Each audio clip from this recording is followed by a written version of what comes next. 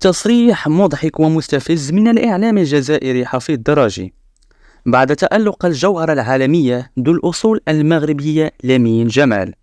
نجم نادي برشلونة الإسباني حفيظ دراجي طبعا لا يمثل إلا نفسه، ونحن هنا لمناقشة ماذا قال فقط.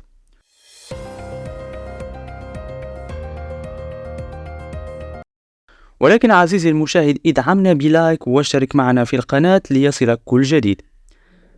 كما يعلم الجميع، أصبحت الموهبة العالمية لامين جمال أو لامين يامال كما يطلق عليه بالإسبانية حديث الصحافة العالمية مؤخرا، والذي يتصارع الاتحادين الإسباني والمغربي لضمه لتشكيلتهما في الاستحقاقات القادمة إن شاء الله.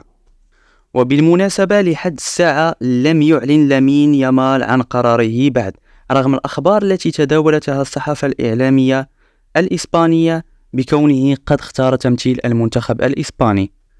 قد خرج الإعلام الجزائري حفيظ دراجي في منشور على صفحته على فيسبوك يقول أن لامين جمال مجرد شبيه لرياض محرز. يعني لاحظوا معي حتى الاسم، شوفوا كيف كتبه، لامين رياض يامال محرز. وبدل أن يتغنى حفيظ بالموهبة المغربية ويشيد بها كما فعل الإعلام المصري والتونسي والعربي بصفة عامة، إلا أن حفيظ دراجي بدأ بمقارنات لا قيمة لها، ورسالة واضحة منه أن النجم الجزائري رياض محرز هو الأصل والموهبة المغربية مجرد تقليد.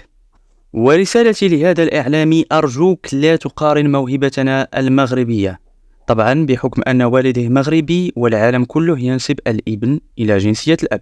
صحيح أن رياض محرز لاعب كبير، لكن طموحاتنا نحن كمغاربة أكبر من لاعب كان يعاني لأكثر من 4 مواسم على الدكة.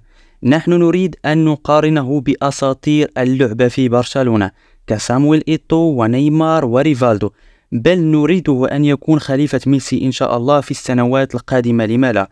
لذلك حفيظ دراجي، قل خيرا أو أصمت، أو فقط لا تتحدث عن مواهبنا لا بالخير ولا بالشر. إذا كنت تتفق معي عزيزي المشاهد في تحليلي فاضغط لايك واكتب لنا في التعليق